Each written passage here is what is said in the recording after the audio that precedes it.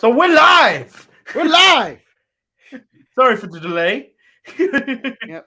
We needed time to digest this thumbnail that was graciously given to us by Nikkita Lyons, who Manny had already planned on posting a picture, but she said, "Hold on, baby, I got another one."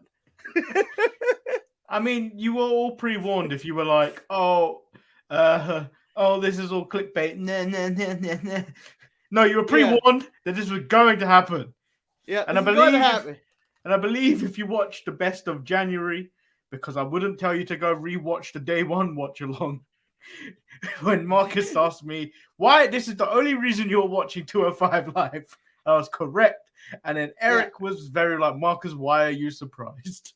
The day she debuts, she'll probably be the thumbnail every week. Yeah, and I can see it. And Manny, I believe you have kidnapped that referee's arm, and that is your arm. And I don't know where that hand is going, but I think that's what most of the people in the audience is going. Excuse you. I decided to volunteer as tribute as the person she is pinning. Manny's like, I want to be a jobber in the women's division now. And as you also on the best of, I'm merely promoting the best of January show, Marcus. You brought up a very funny thing about the Untitled Manny and Marcus show, which is what we saw with the Toxic Lounge. Yes. I can imagine this is exactly what it'd be like. I mean, I'm sure we'll have more clothing and be less and have less of the toxic attraction going on there. But I mean, I'd rock Gigi sunglasses. I think I'd be fantabulous to rock Gigi sunglasses. Yeah, I probably just would have both of the champagnes in my hand. True alcoholic style. Or Steve Austin style, them double fisted. Yeah. What would I tell you? What would I tell you if those two images were not the thumbnail? What? But how? So when this show happened, when I was watching NXT, I was like, clearly, the lounge will be the thumbnail. Clearly. And then Nikkita Lyons, I was like, oh yeah! Her big ass. And now, what is the real thumbnail? Man, do you need a drum roll? Yeah, because I merged them together. That's too much! That's too much with titles! What titles? Oh, I can't take it. I can't take it. It's too much.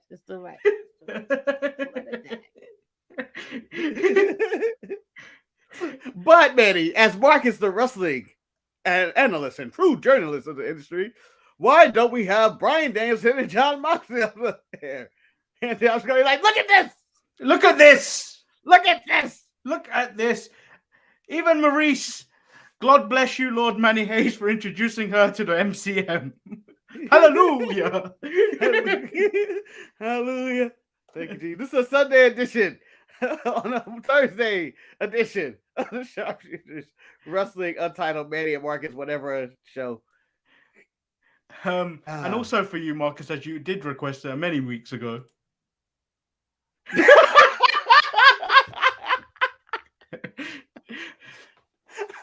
So mean. You know, I didn't realize how mean it was until you did it. And damn it, Manny, damn it! Marcus, much like NXT, on April 2nd, I stand and I deliver.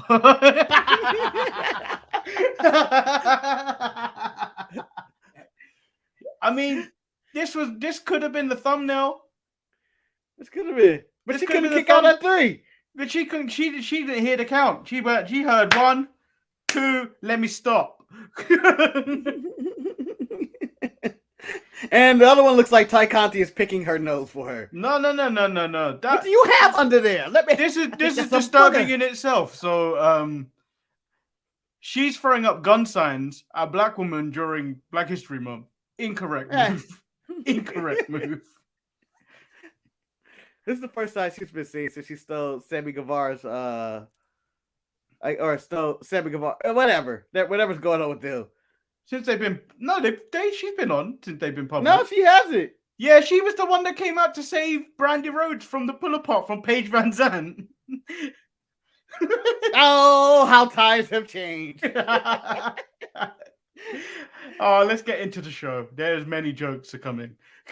We'll be back right after this. I'm Shotzi Blackheart, the ballsy badass, and you are watching the Untitled Manny and Marcus show. Remember to like the video and subscribe.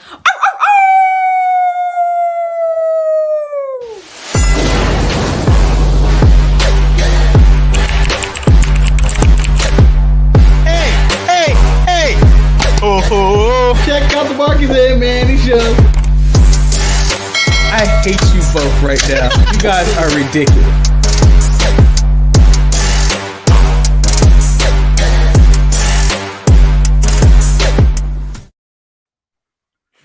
One more again.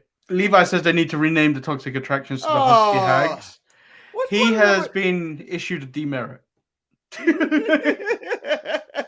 Insubordination. Insubordination. How dare you? How dare you?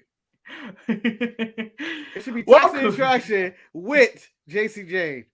Welcome everyone to the Untitled Manny and Marcus show. It looks like I'm pointing to my crotch. I am Lord Manny do that Hayes. after those images. I am Lord Manny Hayes. He is Marcus the Grand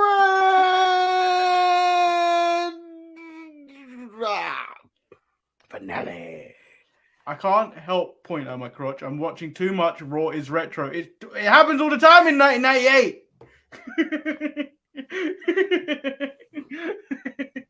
Oh, you're doing Tyson chops. Tyson chops. Those mean I really mean it. We're having a good time.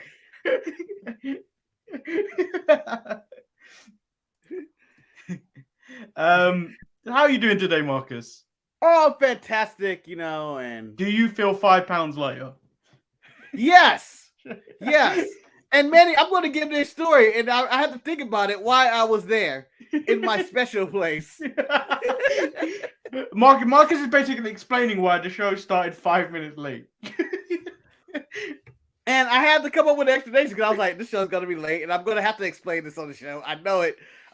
So here's what happened. Last night, we had power outages throughout my job and workplace. And there's normally restaurants and places you can eat at and stuff. And you couldn't eat because not only was the power out, they were also having gas issues. So I said, so what am I supposed to eat? And the person goes, they got the hot dog guy still there. And I was like, oh, okay. And I was like, I don't think I should really do this. But I was hungry. I hadn't eaten all day and I was hungry. So I go to the hot dog guy and I was like, how much for a hot dog? He's like, $4. And I look at him and I go, but I'm really hungry. Give me the fucking hot dog. He gave me the hot dog. I ate the hot dog. It didn't look like the best hot dog in the world. Did it taste good going in? No, it didn't. Oh, that's how you know you're getting a stomachache. Yeah, it was a terrible hot dog. And then I ate it and, I was fine. But later in the night, it was more like, let's have a conversation. Me and my stomach, we need to have a conversation. What do you mean? I have a disagreement with you. And it needs to come out right now. And I was like, oh, okay. So for the past 24 hours, I have been having this conversation with my stomach and shitting all over the place. And that's no better way to start the show with some dynamite. Dynamite. Also, Levi's bringing up Lash Legend and maybe Amari Miller. He's not showing any love to Amari Miller. He's talking about Lash Legend. I know. As much as I love the name Lash Legend, that match wasn't very good. Like, no, why would I show love to someone that was on screen for 2 minutes? It's not the nunchucking, jive talking, Nikkita Lyons. That went viral. It went viral. How many? I've seen many angles of Nikkita Lyons this week. Many angles. I believe, Manny. I believe she will be the chain. If NXT's ratings or numbers go up, it will be all based on Nikkita Lyons. So AEW Dynamite. Dynamite. I preferenced this when I saw the announcement that I was getting Bryan Danielson versus Danny Garcia. Mm-hmm. And I tagged Maurice. I was like, I'm looking forward to this. I am really looking forward to this. And then Maurice reminded me, I'll be the judge of that with what you say on the show. Oh, so we're starting with this. No. We'll run down the show. Oh, so you're I'm down to start from the top. I'll start from the top. I do want to take a shot at the crowd. They weren't as loud as they could have been. Like normally Dynamite crowds, they're pumping all the way through the show. During this tag team battle royal, they were largely silent. Well, it's a battle royal. I feel like they got into it when less tag teams got it. There was so much AEW darkness in there that you just can't. It's one thing to have a tag team division and say, yeah, we got all these tag teams. But I want to say all of those tag teams meant squat daily shit in there. Well, there was only 6. Until you got to the end where there was like a representative of all their 6 main tags. That's when I started to care. And that's when I started to care. But then I was like, once the Dark Order made it to the end though, didn't they?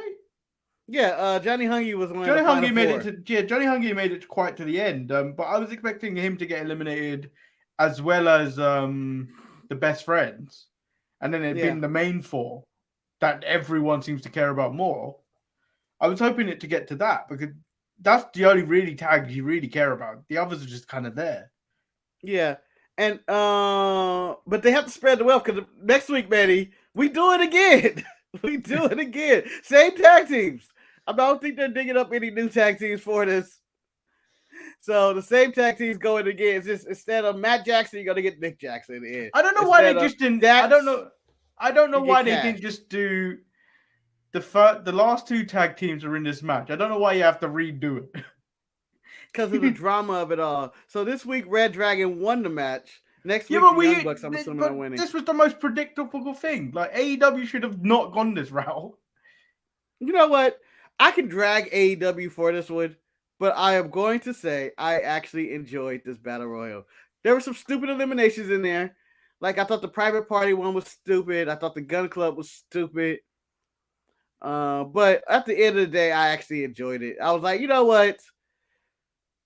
Stupid battle royal, but you got to the end. It was a little exciting.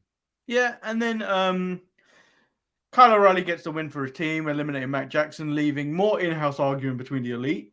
They also argued more backstage when Adam Cole begging them to get along because I don't need this shit. Yeah, I don't need this shit. All right, I'm only 4 foot tall. They're coming out with micro Adam Cole's, and it's life size. I can't have this stress on my head. After the battle royal, though, they did transition nicely to the Cole Page. Yeah, it was good. It was a nice little transition because it fit smoothly into the story. That everybody had. It adds to the story. It blended. The story blended in quite well. So Adam Page comes out off the belt, takes out Red Dragon for what they did to him last week. The Bucks allowing him to do it, which added more to the in-house fighting between them. And then Adam Cole tries a sneak attack and it fails. And then we get story time with Adam Page. Baby. And he says Cole decided to come to AEW for the most prestigious prize. I don't know why I wrote that word because I can't pronounce it properly in professional wrestling. And then Cole dug his own grave, and then the better Adam will leave him there at Revolution. We're gonna get burial. We're getting a burial. Buried alive match. A match that I think shouldn't happen unless the Undertaker's involved. I'm sorry. That match is retired and entered into the Hall of Fame. Although I think the Hall of Fame should do matches. Like this match is going to the Hall of Fame. Yeah. But then Shawn Michaels would get like 20 Hall of Fame rings. Like, sorry. Can't help it. Razor and Shawn ladder match. Couldn't help it. Iron Man match with Brett. But no, this transition was really nice. And it added to the story. And Revolution is like in what, a week? 2 weekends. Yeah, it's about a week. Yeah. Didn't even know that was coming up. I didn't realize how far their pay-per-views are separated. Because I feel like they're rushing this pay-per-view. Toward the end, that's what they do. I feel like with the last few, the last one. It seems like they're just pushing matches onto Revolution in the last 2 weeks when they've had so long to build to it. Yeah, I feel like Full Gear was rushed. Although, I mean, to be fair, CM Punk MJF has been going on for a long time, since about Full Gear. Yeah, but as I've said on Raw is Retro, I don't know if it's on this week's show. We're so far ahead. The problem with AEW, so the problem with pay-per-views as it is now, WWE don't have to try because they know you're kind of locked in. You're gonna watch already have it. Yeah, you already have it. You're already gonna watch it. You're already locked in. Whereas AEW, they need to do a better job, like back in the 90s, where you had to really sell a pay-per-view. The 90s and 2000s, where you had to really put in your work to sell a pay-per-view. Because like AEW for WrestleMania right now. Yeah, like AEW is like what, $60 to watch it in something like that. Yeah. Get a VPN, pay for it for the UK. It's like £20 if you're gonna pay for it.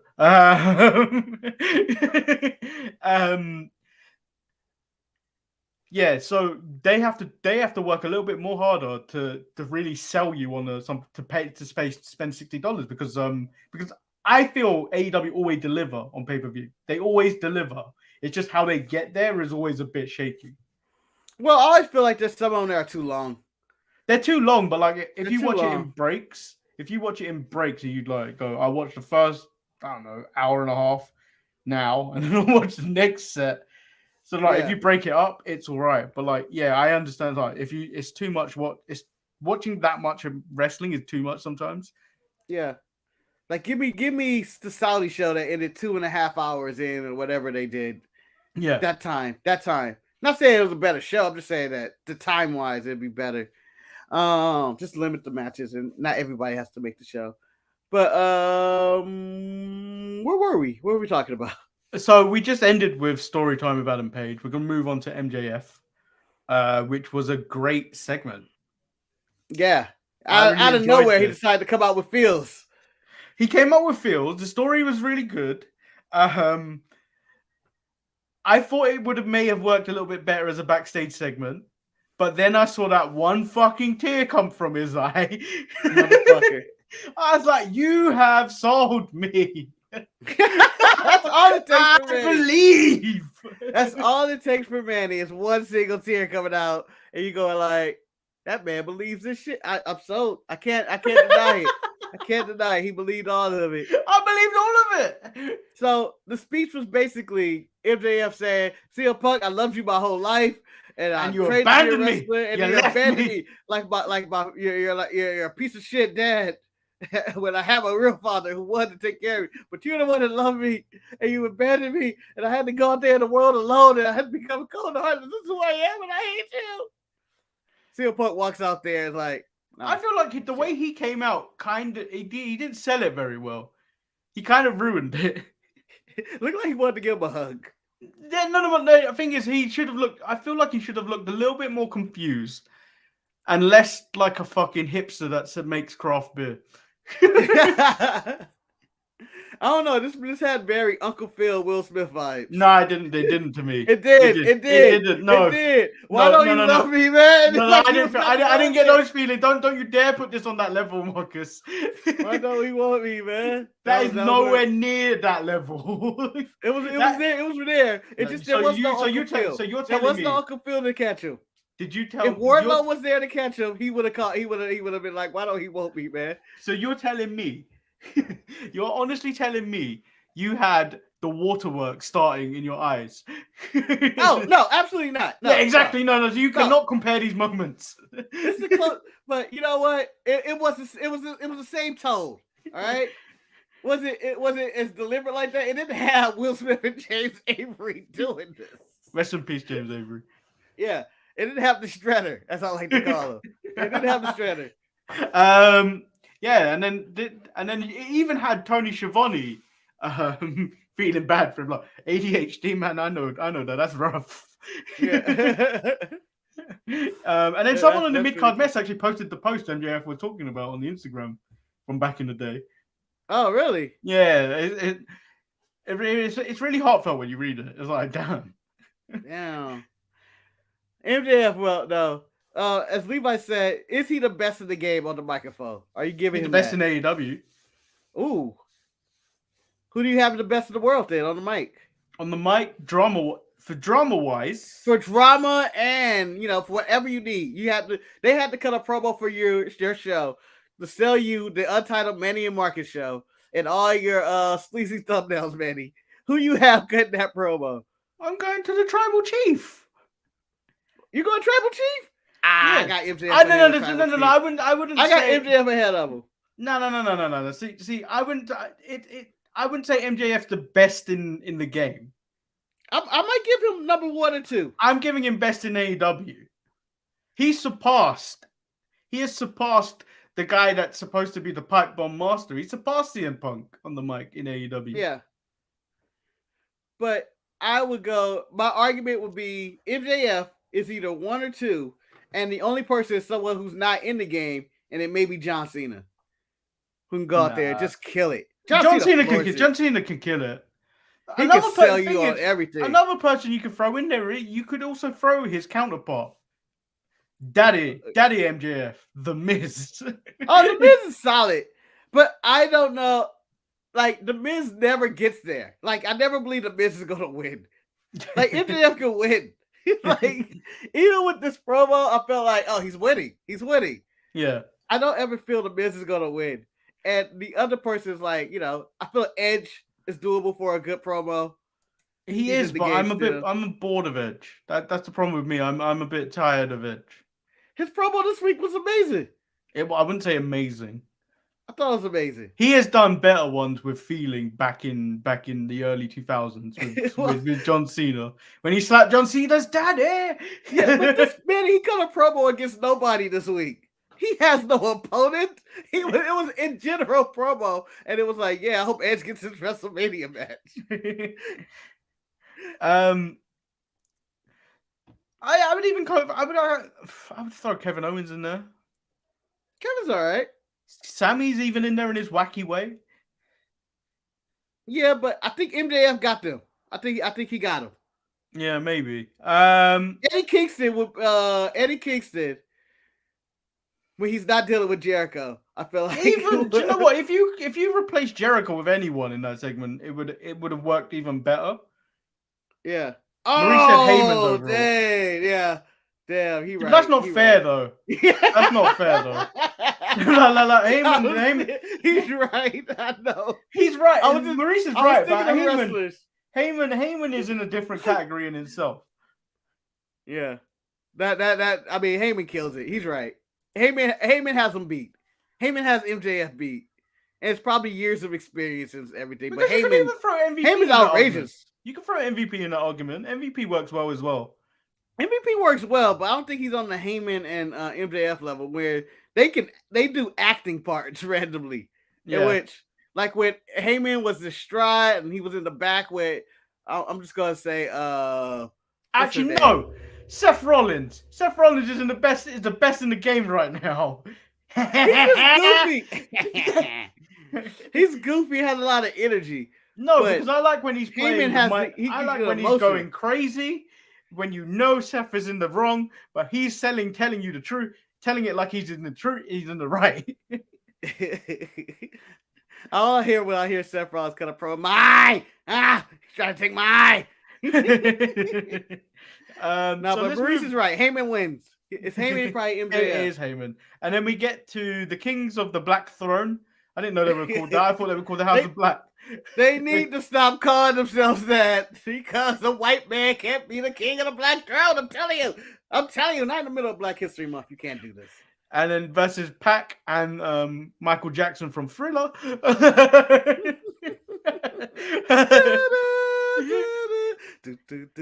I really enjoyed this match. I really did. Before we get into the intro, Manny, we have to talk about Penta El Serra.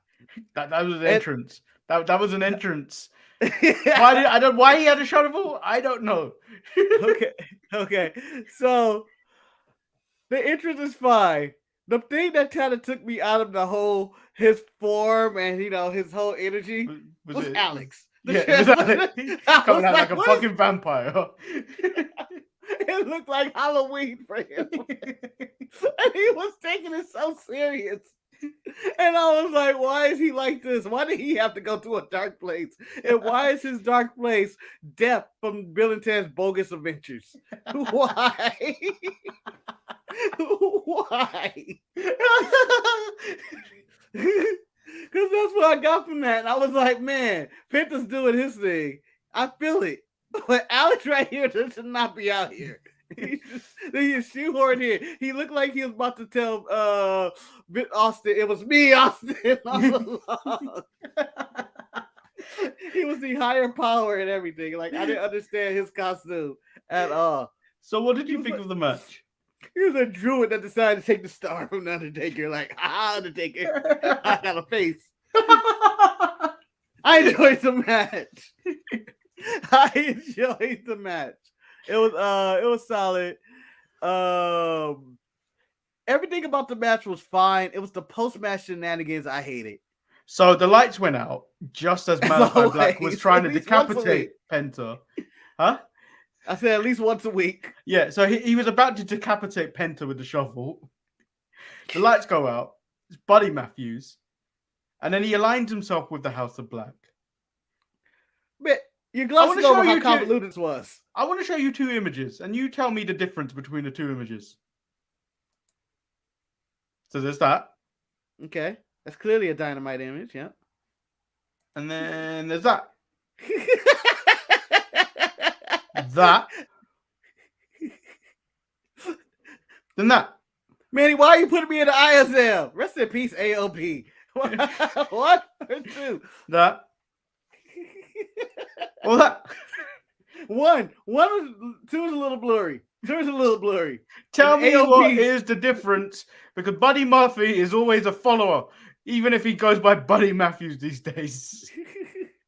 Dude changed nothing. He changed nothing. And which I saw a post somewhere. It may have been a mid-card match or somewhere. So I was like, I don't know if AEW is the most. They might be one of the most unoriginal wrestling promotions ever. Not in like the style, but whenever it comes to coming up with characters, just do what you've been doing. Marcus, I was joking. Like, he could have did something different. I was joking, but he's wearing the exact same tights in this image. Yeah. And that image. Yeah. He didn't change at all. Maybe he added more muscle mass. He's in the best shape of his life, but come on. Come on, change it up a little bit. Like, at least come in black hair. I mean, we know you as just do something. Different outfit. Change it up. Don't just be another follower of Floyd. There's no difference between Malachi and Seth at this current moment right now. Yeah. But let's go into the convoluted. I know I don't have much time on the show, but the convolutedness of this. We're about to get a decapitation or a murdering, or he's going to dig into his neck with a shovel. I don't know what he was going to do, but he was going to dig into his neck. And then the lights cut off, and Buddy shows up, and I'm going, and then Malachi is scared to death, and I'm going like, okay, he's scared to make the save, I guess, maybe? And then he turns, and then I go, but that don't make sense. He had his man down. Like, if he was making a save, and be like, oh, who is he making it for? It would make more sense, but they were winning. He had no reason to come out there. Yeah. It was really like flawed. And then they were still having their little animosity issues, I guess, or looking at each other. It was really confusing. And it went on too long. I did like Brody King taking out the security guard, only for the next segment to have new security guards. Where were these guys? Where were these guys when he was taking out the other 5 guys? So we move into the Eddie Kingston and Chris Jericho confrontation. As I told you, this is probably the first time I've enjoyed a Chris Jericho segment since MJF and Chris Jericho sung that, which was 2020. Nah, I didn't really like the segment. Didn't care too much.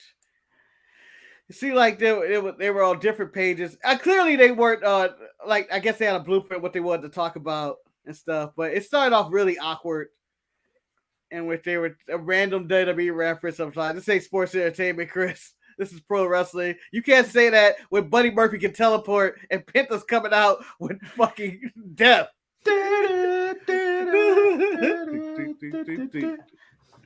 So, like, I was confused on some of that and just the back and forth of you couldn't get over, you could be a great baby face, and I was like, kayfabe? Kayfabe police right here. Let's stop doing that. And then part of me couldn't get past the interview when JR said, "That's a bad man right there. You want to know why he's a bad man? He got purple shoes on." I couldn't help but laugh because I was like, that's some shit Eric would say, or I would say, just out of fun. We would never say that on air. Motherfucker got purple shoes on. Don't fuck with him. So this is just moving on to a match at Revolution. And then we get Ricky Starks versus 10. But I didn't really care about this match. It kind of just felt like it was there. The only thing I cared about was when he went backstage to talk with Keith Lee. And then he went, "Hello, Keith Lee." Hello, Keith Lee. How you doing? Keith Lee was awkward. But before we did, Manny, do you feel this Face of the Revolution match is racist? Yes. I think they're putting all the black wrestlers in there. Only Wardlow, who's tan enough, skating by, and we do not know his actual origins. Yeah, but what happens if Wardlow wins? What do we do? Who do we complain to? Face of the Revolution. And you look at it, it's like, it's a white man. Damn. Giant white man. I mean, the last person in AEW contest. Marcus, the last face of the Revolution was Scorpio Sky. So like, algorithm wise, if they don't want to seem like they're repeating history, you would assume you'd give it to the white man, right? No, we give too much to the white man. And then Wardlow could be like, "I defeated all the black men in AEW." He's already at Brock Lesnar level. We haven't even spoke about that, to be honest. No, we haven't. Brock Lesnar's beaten every black champion. I'm at the stance of rare when I agree with Booker T. When I go, it is what it is. He's beating everybody. It honestly don't matter. Did you see him in the chamber? He fucked those white dudes up just as much as he fucked any of those black dudes up. Just saying. But you know, if a black man don't win this match, they're racist. If a black man wins the match, they're racist. It's a lose-lose situation. I don't understand why they're putting all the black people in this match. Because this week on Rampage is Bowens versus Orange Cassidy. Do you know what I don't like about this? I don't know who's winning that match. Do you know why I don't like this whole Keith Lee debut? Because it feels like the steam of, oh yes, Keith Lee's here. If it was a graph, it's suddenly going down. Like, I've lost interest. Yeah, well, you can't debut and then take a week off. And come back. And then you're come on TV back for like 2 seconds. Come back in 2 seconds and you're standing like, this the entire time. Like, he couldn't move. Like, he was stuck. He was just like this, looking confused as Ricky Starks, who is another great promo guy, is cutting promos, mocking him, talking shit, and Keith Lee's just standing there. Hey, Bird. How's it going, Bird? Like, so Keith Lee got to find out how to emote or do something. I don't know what was going on there. Like, I was distracted by the way he had his hands like glued together, as if, oh no, I've glued my hands together and now I have to go on TV and play it up like I haven't glued my hands together. I've glued my hands together. Mia, help! Should be playing with Gorilla Glue. Now I'm stuck like this. Yeah, so we do get onto the penultimate match, which is Jade Cargill versus the Bunny. This match was terrible. Now, Manny, who's had more title shots at anything than the Bunny? I feel like was this a title match? This was for the TBS title. The bunny is the new TBS champion in my mind. This ain't no contenders match, Manny. At the WWE like to train you. No.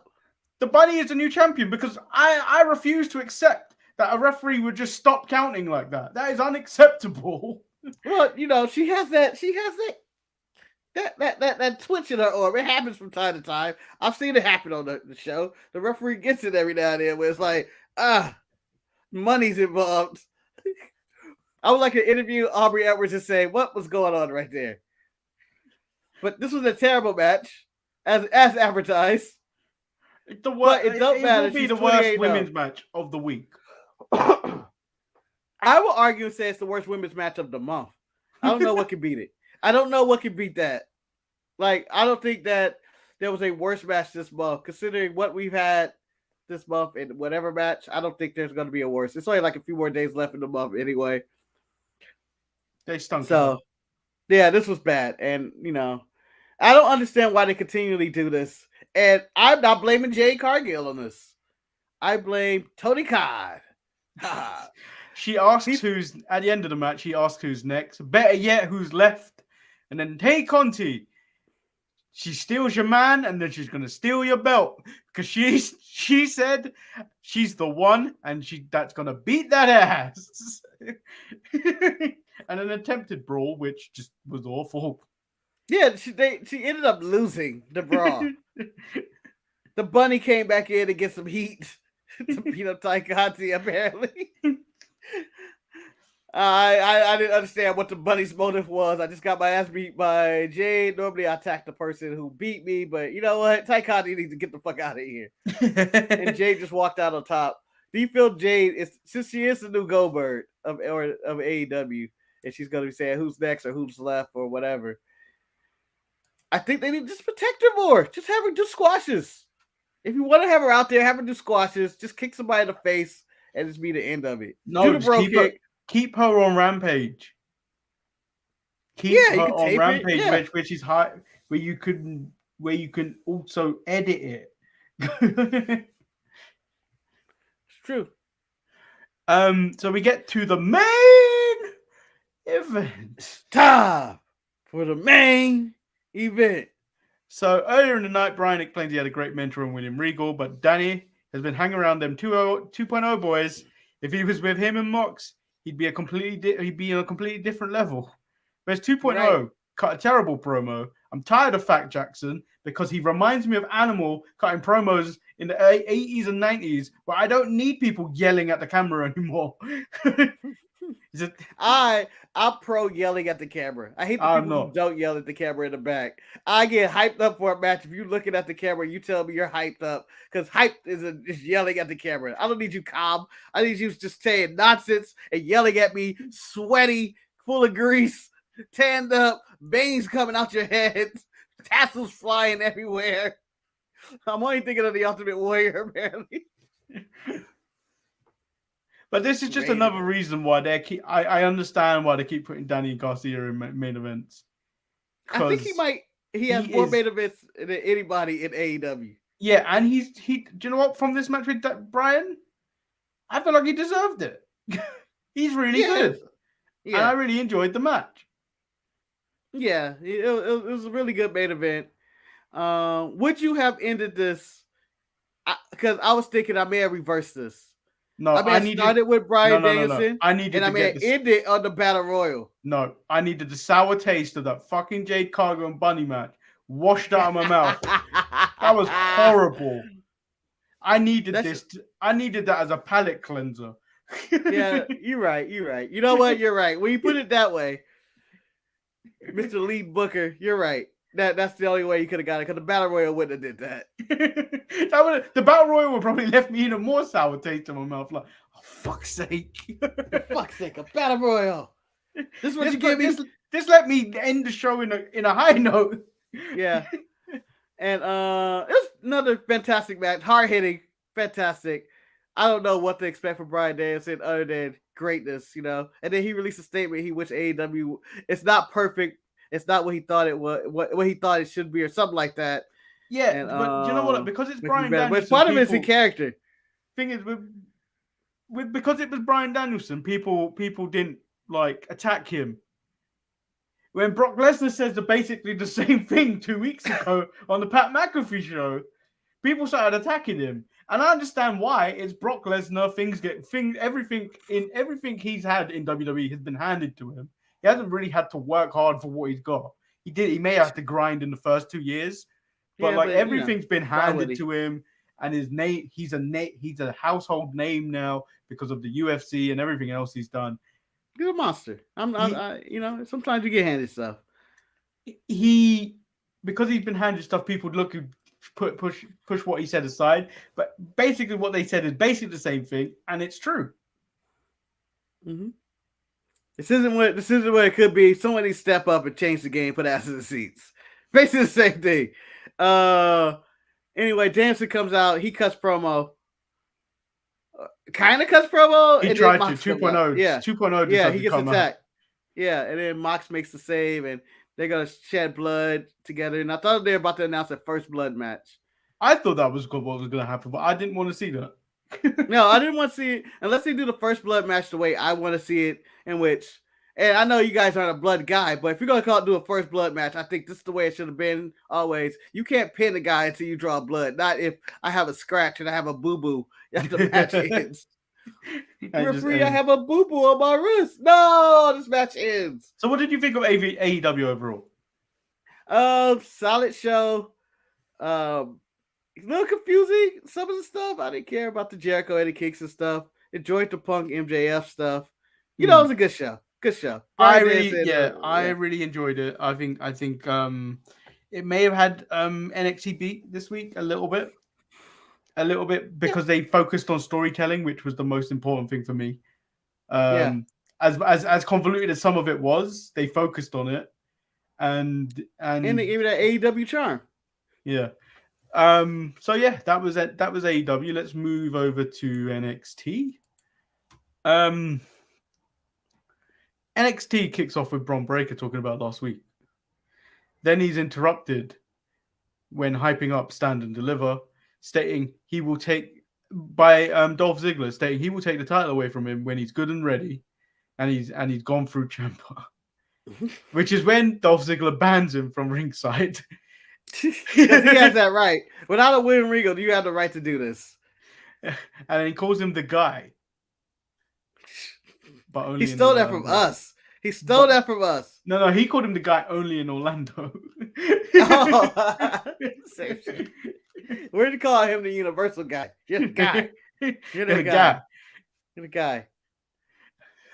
So I thought the opening segment was all right, but I'm not sold on Bron Breakker as a talker. He needs someone. He needs to put someone with him for a bit. He needs to get better on the mic, so put him with someone that can talk more. Well, NXT is where he's gonna, this is where he should get better. I thought this was better than previous weeks. He wasn't just yelling and talking like Scott Steiner, basically. And so, I thought it was better. I thought it was better this week. But nice opening segment. So we get the first match of the night, which is Grayson Waller versus LA Knight. This actually wasn't a bad match. Like there have been worse LA Knight matches for me, and there have been worse Grayson Waller matches. This actually wasn't that bad. No, and you know why? It wasn't Senga. That's why. Sanga came out with the assist, which I feel like that assist would have hurt more. But it worked. I know if it was me and you did that to me, trying to save me from the match, dislocated shoulder. He's like, fuck, I'm out. And then me and you further arguing at the end of the match. Like, what the fuck do you do? There were easier solutions. I'm fucking hurt now. You won the match, and I'm arguing, you won the match, Manny. That's not the point. I'm out. I'm not going to win the next match. How are we going to dominate the world as a tag team when I can't even tag in anymore because you've dislocated my shoulder? Don't talk to me. Right. I'm going to get all these quick hits out of the way because there was a lot of them. Okay. Dakota was annoyed that Wendy Chu had entered them into the Dusty Cup. Wendy said she spoke to her imaginary friend. So you're really making me look silly here. But Dakota said she doesn't have a good track record with friends. You haven't teamed with Wendy Chu yet. I can't wait for that tag team. They're gonna get eliminated instantly. I think they may win their first one. I don't know who they're going against. Yeah, they're gonna end up going against Cora Jade and Raquel, who this week instead of training go to a tree trek adventure park. I didn't find this remotely funny. It looked like fun though. It looked like fun. It looked like fun, but I can see Raquel being one that they may consider if she isn't funny, they may release her. Make me laugh. I'm a physically impulsive. Nah, it ain't funny. We get the Toxic Lounge. Climb that tree, damn it. Climb that tree. We get the Toxic Lounge, which is everything me and you ever dreamed of. The Entitled Manny and Marcus show as we watch the show with crowns and goblets. Champagne goblets. Judging everybody. Just wrestle for me, damn it. I don't care. I'm entitled. Jensen's now making dating videos with Briggs. I hated all these segments. Yep. Von Wagner is challenged by Andre Chase, who teaches about the intestinal fortitude, which means to have a set of balls. Michael, you dumbass! Dumbass. I enjoyed the segment of him teaching his class, celebrating not only his victory, but it's like, what are you gonna do about Von Wagner? Get the fuck out of my class, Brian, or whatever. Do you know what the best part? Do you know what the best part of this was? That unnecessarily pick up the bag and slam it.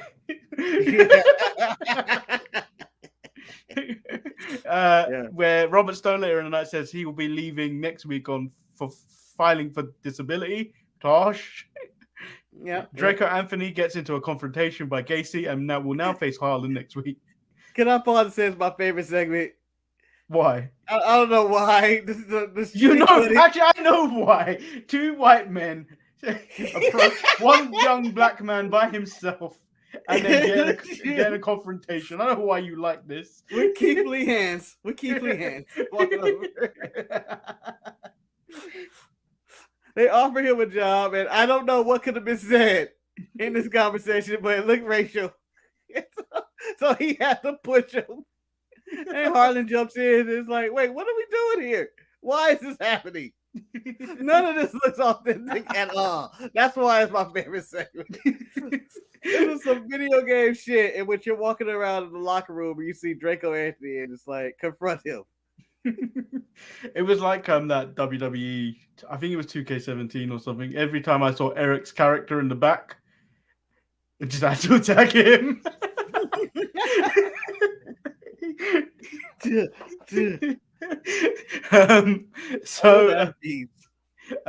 Kaylee Ray and Io Shirai just squashed Lash Legend and Amari Miller. I didn't even realize we haven't had Lashing Out with Lash Legend until I saw this match. It's been canceled. Yeah. I just realized that when I was watching that match. I was like, fuck, I haven't seen that to win. Anyway, they jumped on her knees to win the match. Because they missed the moonsaults. Both of them. They just landed on her knees. Pin, Lash Legend? Yeah. Yeah, but I think that's how you take out Lash Legend because she's so tall. Yeah, take out her knees. No. And we get another squash, essentially. Dante Chen versus Duke Hudson. Well, Dante Chen came out hot. I mean, he came out for blood. He attacked him on the way to the ring. I don't have time. But he didn't get his work in. I'm glad Duke Hudson got his shit together and he's no longer doing the poker gimmick. And that is but now he's caught up in like a love triangle or a square. Yeah, maybe a square with Dexter.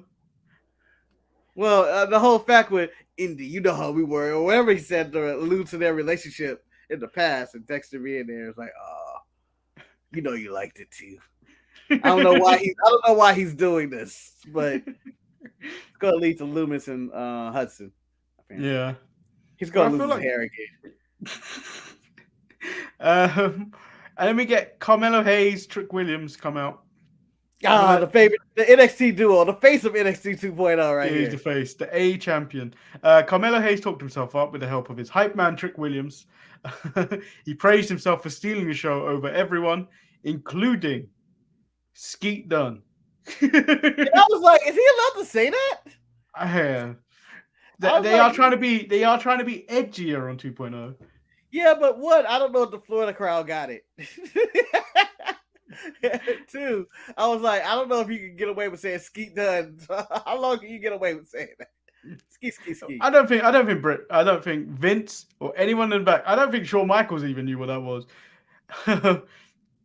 The Bruiserweight then challenged the NXT North American Champion to a match next week, and the A Champion accepted, even though Trick was like, no.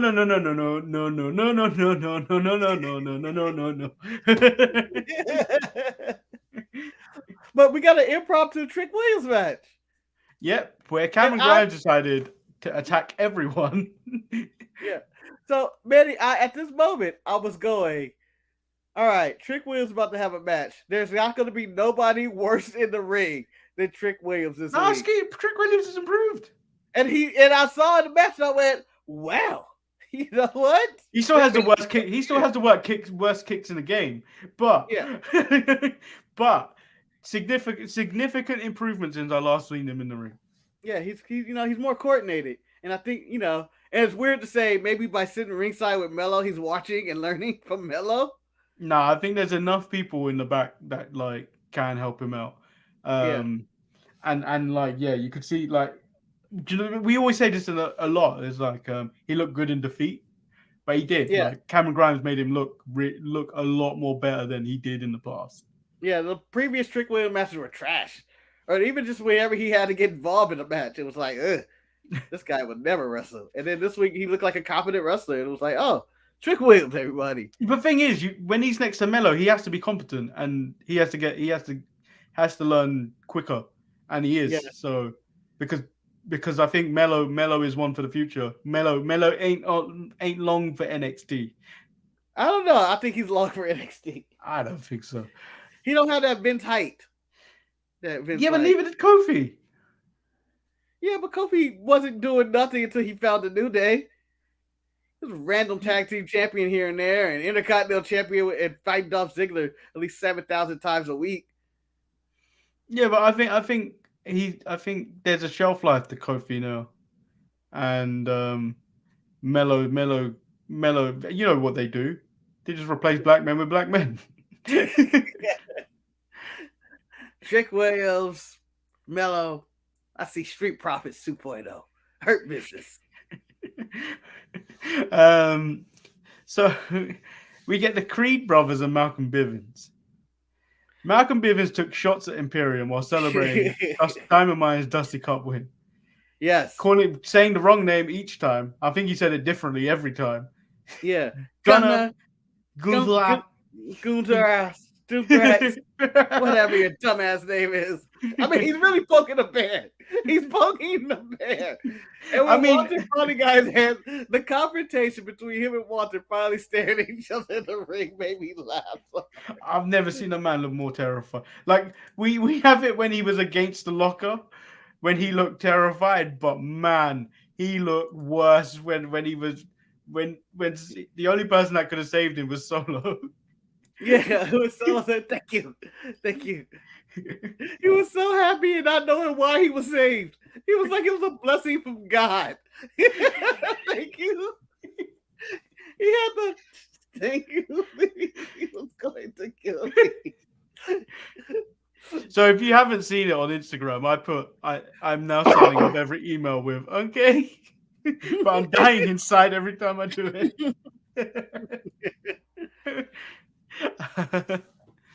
But yeah, so they got whooped, and so Solo super kicked Gunther. Could say Gunther to save Bivens, but Solo Sikoa clarified in the back that he took him out for himself, and Bivens is just there left hanging. Is that next week? Solo and Walter? Or Gunther? Solo and Gunther is next week. I can't wait for him to slap that fat ass chest. I want a pure violation of Solos. I want a pure violation that the bloodline will have to come down and fight Walter. Tribal Chief post WrestleMania have to fight Walter. Gunther. So we've got infighting in the Diamond Mine with Ivy Nile and Tatum Paxley versus Caden Carter and Casey Catanzaro. But Ivy and Tatum actually looked good at the start of this match to eventually fell apart. So I don't know who her partner is at all. I only found out about last week when she was a partner. And then Ivy tries to kill her at the end when they lose. Yeah. I don't know where Roddy's stance was on this. It's like I felt like he kind of stop. Yeah, I thought he was going to come out and make the save for Bivens because I was like, oh, Roddy's still back there. He'll make the save, not Solo. But I'm assuming Roddy's maybe he's taking a break or he's on his way out. You know, I think Roddy may be on his way out, but allegedly, Tommaso may be moving up to the main roster at some point. Oh. I think I had those feels. Stand and Deliver may be his last match after that promo they cut at the back where they started talking about the rubber match between him and the guy. Yeah. But that's good. I thought Ziggler was fighting at Stand and Deliver. Oh yeah. So he could be gone. Yeah, he might be done. He might just be Raw. He might be Monday Night Raw's Tommaso Ciampa. Yeah. Which I can see since Monday he's been on there Tommaso twice. Ciampa with Finn Balor. Yeah. I can see them being together because Finn ain't got Finn ain't got anything else to do. Yeah. Back-to-back weeks of Ciampa on Raw. It would seem like he was coming back. It seemed like that Vince was like, I keep this one. Of all the people that tried out, he was like, I keep this one. And maybe Roddy's going too. Possibly. So we get the debuting Nikkita Lyons versus Kayla Inlay, who I thought was Ivory Jr. So what did you think of Nikkita Lyons' debut? It wasn't... Other than the kick, she had some good kicks, but the match itself felt very disorientated. Like she didn't know what to do. She didn't know what to do for the camera. You saw that a lot, where it was very. If it was an indie match, you could have construed it as like this was good, but the match wasn't. The match was. Okay. Do you think she's a Jade Cargill, or do you think there's potential there for her to be major dollars in WWE with her nunchucks? I mean, I think she's already better than Elektra. I've seen more in her than Elektra. I don't like Elektra. We've noticed, Manny. We've noticed. No, I don't think she's good. I don't think she's good in the ring. She's better than. She's better than the Bird Lady and the other one that she tag teamed with. So if she continues at the PC, she could get better. But yeah. I would say still at this moment in time, Jade's ahead of her. Jade's probably a little bit ahead of her. I don't know. I think I got Nikkita ahead of Jade. Really? I got her ahead of her just slightly. It's not much. It's like the bottom of the barrel. It's like, Marcus, what hot dog do you want for your job today? The one's going to make you sick or the one's going to make you sick? I thought you said the one that's going to make you thick or the one that's going to make you sick.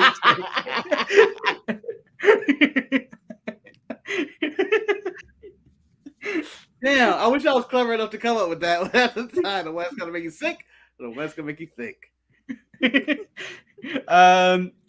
Yeah, so thing is, it was better than what I saw on 205 Live, but again, needs polish. But like, this is the debut, so you expect it. Well, she did the one thing Brock Lesnar wanted people to do: put asses in seats. She got people to notice her. Acknowledge me. This picture certainly went viral. Yeah, this was everywhere. It is everywhere. Like, what was that? What is this? So, for instance, Marcus, I saw this online.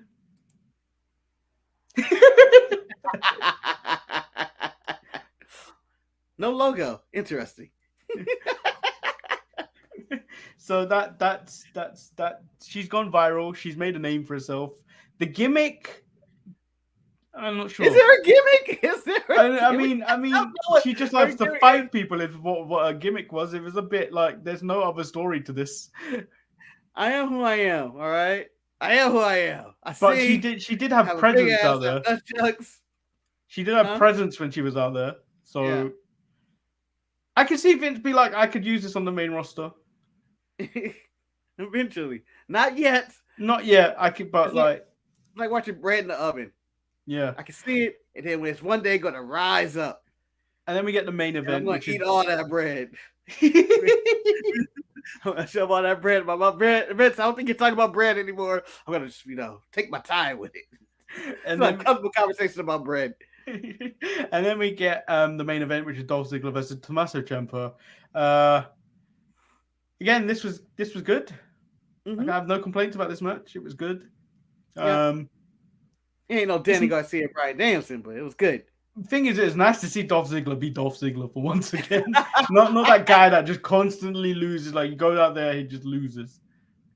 Well, what did you think of him and Bobby Roode's elaborate plan of Bobby dressed up as a cameraman? I mean, it's smart. No one recognizes cameraman. No one recognized Bobby. He was there the whole time. Just out there holding the camera. Oh, well, he did have the gator mask on, so it wouldn't be easy to recognize. But I'm just saying, like, damn, that camera guy's in amazing shape. Yep. So picks up the mask. Who was that? Oh, that's Bobby Roode. Didn't know. So Dolph Ziggler steals the show is what part of the title today. Oh wow, he did. He did steal the show, and now he is the main character. And who's your next person from the main roster to come down after Ziggler, goes and get beat? I mean, you could throw Cody down there. Psychopath. If you sign Cody, you could sign. You could send down. Who else would you send down? Gable? I got Cesaro. Cesaro would be a great one, to be honest. Cesaro would be a great one. Gable, you can throw down. Who else is? I mean, if you really wanted to boost ratings, you throw the Chief back in and you go, "This is my cousin." You don't fucking do him like that. This is my cousin. Fucking try to kill my cousin.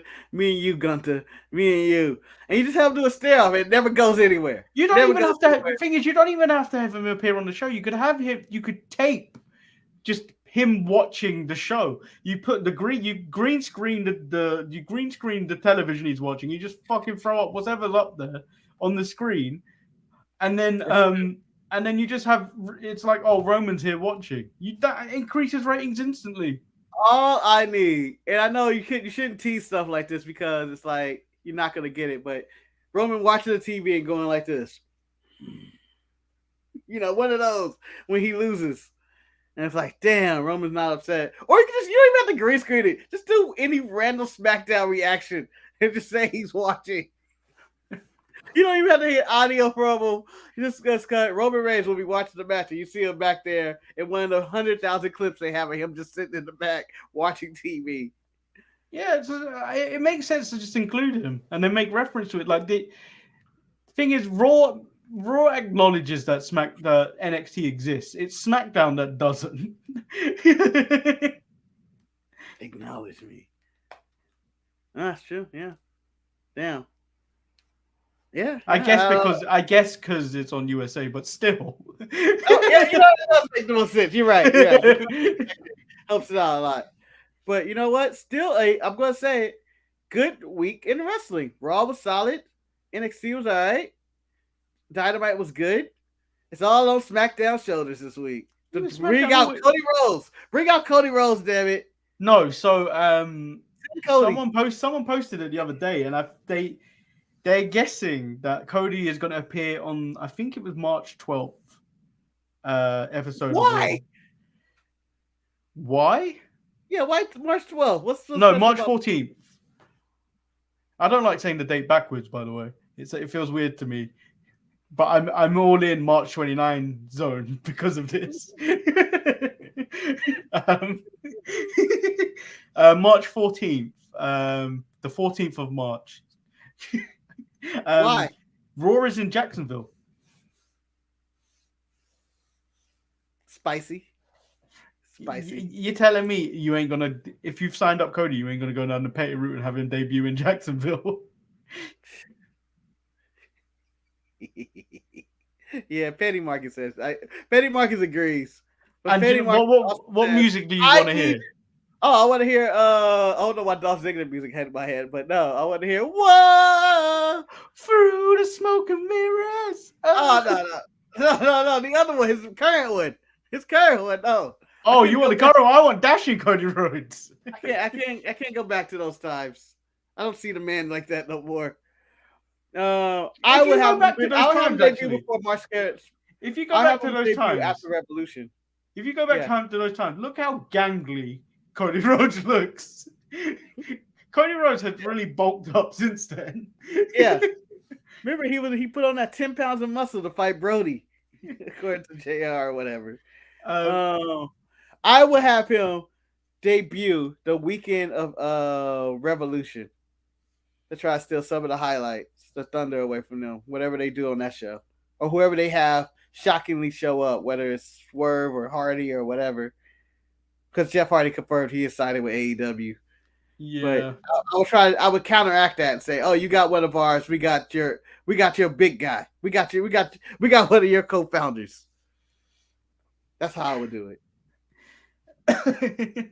I mean, it makes sense, but Jeff can't really. I think Jeff's non-compete ends just after Revolution. Yeah, but it wouldn't be Jeff. It'd probably be, I'm sure someone's going to make a surprise appearance of some kind or whatever major announcement. Well, Swerve is expected to debut. As much as I like Swerve ain't shit. I'm not counteracting that. That'd be like me counteracting Buddy Murphy. I'm not doing that. I'll do a counter program if it was like, oh, they got Bray Wyatt or something. And like, okay. I think Bray Wyatt is the only one that you would really go. And I won't even say it. I don't think Bray Wyatt's a needle mover either. No, because people care about Bray Wyatt. We don't care about Wyndham or whatever he wants to go by these days. No, but like, I think the spooky shit, I think it goes with The Undertaker. Like, there's not much you could really go as far as anymore. What are you talking about? You saw some spooky shit with Penta. That wasn't spooky. That wasn't spooky. Shit. Nah, that was spooky. Marcus, I just watched The Undertaker cock block Kane.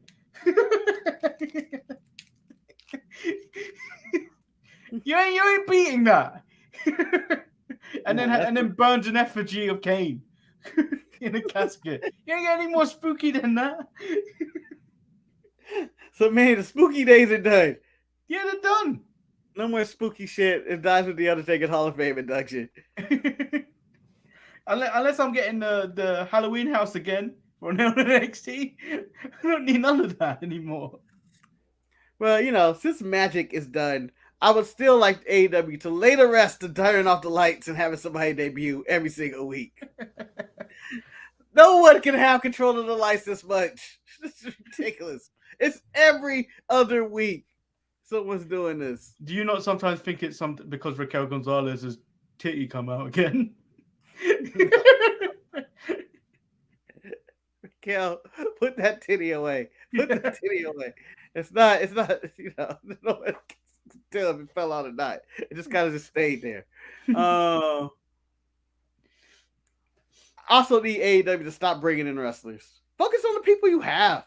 A pay-per-view is coming up, damn it. You don't need Buddy Matthews and all these other people showing up. Well, I think they've got Swerve in the next few weeks. Apparently, Swerve's probably going to end up in the Revolution ladder match. Yeah, this roster is bloated. Yeah, they're in the same situation WWE were in before they started releasing people. Like, when you just look at that tag team battle royal, you just go like, who the fuck are all these people? And Helico's gone, though, apparently. Is he gone? He's out, yeah. I'm guessing Jack Evans is probably gone as well. I think Jack Evans has been gone since he said he was getting held up in Mexico. That was the end. That's the end of today's show. Tune in tomorrow for Raw is Retro and Saturday for the Sharpshooters Wrestling Podcast. Tune in, watch damn us. it. Share us. Join the chat. Spend your Saturday afternoons dealing with us fools instead of paying attention for all the drama that's going on in the world. Oh man, yeah. If you need an escape, everybody in the world is acting like a bitch. Join us. Escape. If you need an escape, that's probably the best place to go.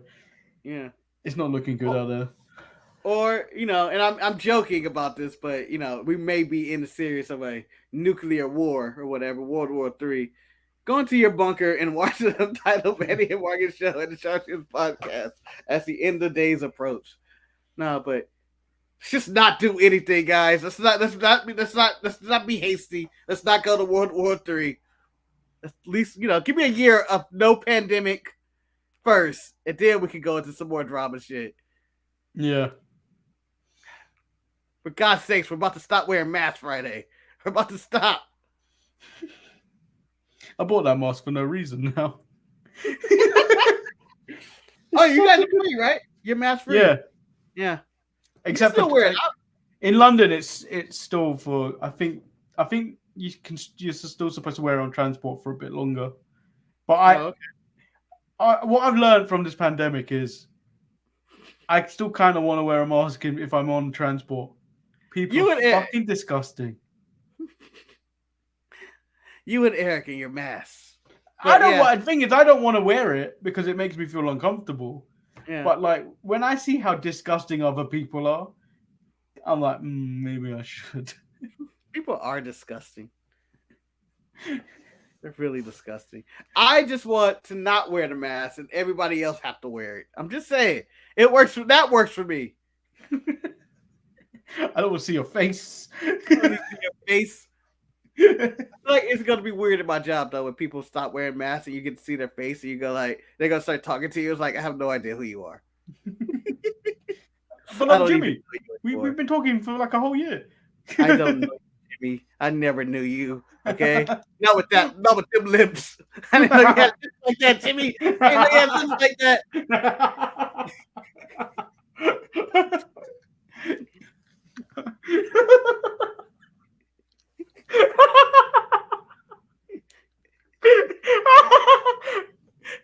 I didn't know you had lips like that, Jimmy.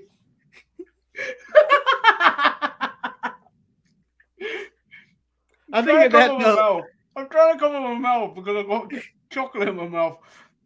And I'm going to use it for the best of. But there's only one thing to do, Manny. Let's end the show on Jimmy's lips. Why did we focus on the name Jimmy? You said Jimmy. I don't know. I just went with the name Jimmy. Fuck it. Jimmy's lips.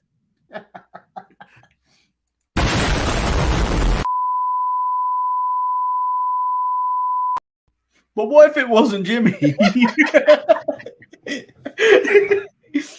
I don't care. Tammy. Malik. Oh. Ernest. I don't care about your my God. If you have an Ernest, I need a picture. His name's Ernie, but his actual name is Ernest. I don't want to see your chin. I don't want to see your lips. I don't want to see your teeth. I don't want to smell your breath. Get out of here. You stink like shit. Get out of my club. That ridiculous butt chin you got. Get out of here. I don't want to know. I don't want to know. Well, this is I don't want to look at you. I don't want to look at you and think, I wonder what that person would look like in a Batman costume because I think they got the jawline for it. No, don't want to know. Don't want to know. What would be worse though, if people had to wear Batman cowls or a mask? What would you rather see? Due to health and safety, I would love for people to wear the Batman mask. Just walk around. How you doing? Just walking around like, Oh no, I feel like it started getting weird because people would start doing the whole masquerade party kind of mask look. Like, this is creepy. This dude's a pervert. You're a pervert. What are you talking? I'm just dressed as a tiger. They be dressed like the dudes from Squid Game. I'm like, you're a creep. I don't want to see your lips. Until I see your lips. Jimmy, if I look at those lips one more time, I'm gonna punch you in those lips. Just saying. Get away from me, Jimmy. I don't want to go to the back with you. Why are you sweating, Jimmy? Get away from me. Jimmy, no! No, Jimmy!